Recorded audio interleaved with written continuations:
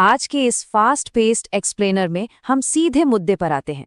एक ऐसा झटका जिसने कमर्शियल सेक्टर में हड़कंप मचा दिया है। जरा सोचिए, रातों रात लागत आसमान छूने लगे।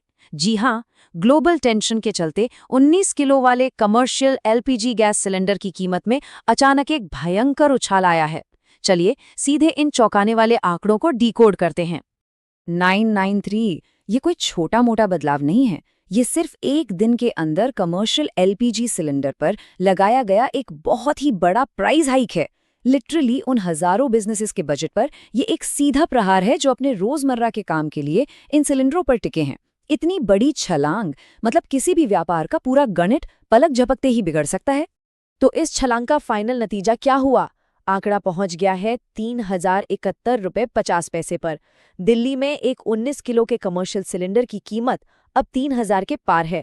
मुंबई भी ज्यादा पीछे नहीं है, वहां भी ये 3024 रुपये को छू रहा है। कीमतें इस तरह अचानक एक नया शिखर छू रही हैं, जो साफ दिखाता है कि ग्राउंड रियलिटी इस वक्त कितनी ज्यादा सख्त हो चुकी है। अब सवाल ये है कि इस 993 रुपीस के उछाल की सबसे ज्यादा मार किस पर पड़ेगी?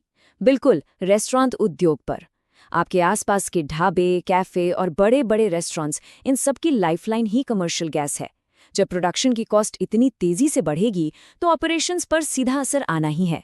और सच कहें तो पूरी संभावना है कि ये एक्स्ट्रा खर्च आखिर में एक बढ़ा हुआ बिल बनकर सीधे कंज्यूमर्स की जेब पर ही भारी पड़ेगा। आगे बढ़ते हैं हमारे अगले सेक्शन की तरफ, तनाव का बढ़ना और ईरान युद्ध का प्रभाव। आखिर ये सब शुरू कहाँ से हुआ? चलिए इस टाइमलाइन पर नजर डालते हैं। 28 फरवरी को ईरान युद्ध शुरू होता है।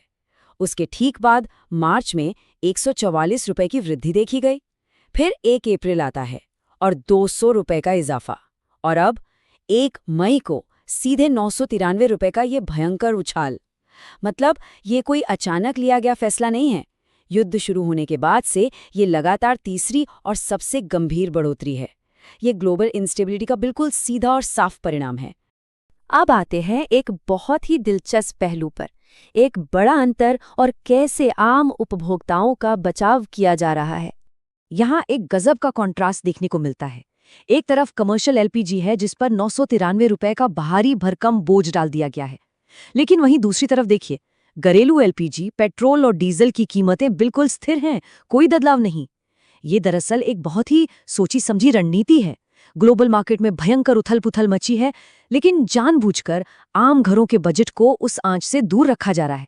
एक तरह से घरेलू दरों को फ्रीज करके आम नागरिकों के लिए एक बहुत मजबूत ढाल तैयार कर दी गई है। और हाँ, ये राहत का दायरा सिर्फ घरों तक ही सीमित नहीं है। एविएशन सेक्टर यानी विमानन क्षेत्र को भी इस ग्लोबल क्राइसिस के बीच एक बहुत बड़ी राहत मिली है। डोमेस्टिक एयरलाइंस के लिए एविएशन टर्बाइन फ्यूल, जिसे हम एटीएफ कहते हैं, उसकी कीमतों में कोई बदलाव नहीं हुआ है। हवाई सफर को महंगा होने से बचाने के लिए इन ईंधन दरों को पूरी तरह से स्टेबल रखा गया है। लेकिन हर चीज की एक कीमत होती है, राइट?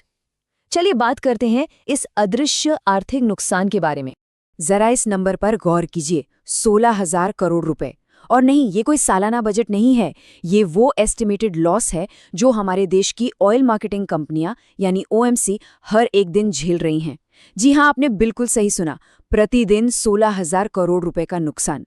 आम जनता को महंगाई के इस भयानक झटके से बचाने के लिए इन कंपनियों को लिटरली अपने खजाने से एक बहुत बहुत बड़ी कीमत चुकानी पड़ रही है।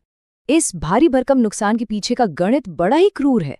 इसे ऐसे समझिए, एक तरफ तेल कंपनियां इंटरनेशनल मार्केट से $120 प्रति बैरल से भी ज्यादा की अत्यधिक कीमत पर कच्चा तेल खरीद रही हैं, लेकिन जब बेचने की बारी आती है तो देश के अंदर रिटेल कीमतें आर्टिफिशियली पुरानी दरों पर ही रुकी हुई हैं। बहुत महंगे में खरीदना और एकदम सस्ते दामों पर बेचना, ये सिचुएशन तेल कंपनियों की फाइनेंशियल हेल्थ पर कितना भारी दबाव डाल रही है, इसका अंदाजा लगाना भी मुश्किल है।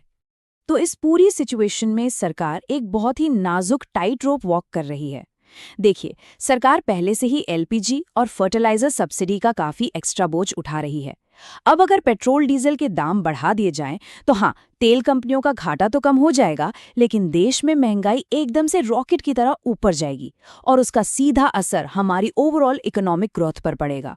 इसीलिए बिना महंगाई को भड़काए इस पूरी स्थिति को बैलेंस करने की जी तोड़ कोशिश की जा रही है। लेकिन सोचने वाली बात यह है कि ये घाटा आखिर कब तक बर्दाश्त किया जाएगा।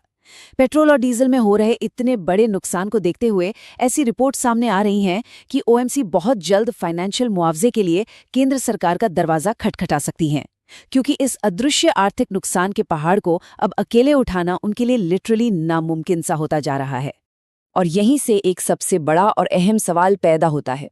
जब तक ये ईरान युद्ध जारी है और ग्लोबल मार्केट में ये उथल-पुथल मची हुई है, तब तक आम पब्लिक को बचाने वाली ये आर्थिक ढाल आखिर कब तक टिकेगी?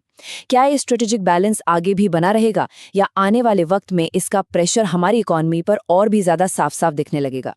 ये सोचने वाली बात है। आज के इस एक्सप्लेनर में हमारे साथ जुड़ने के लिए बहुत-बहुत धन्यवाद।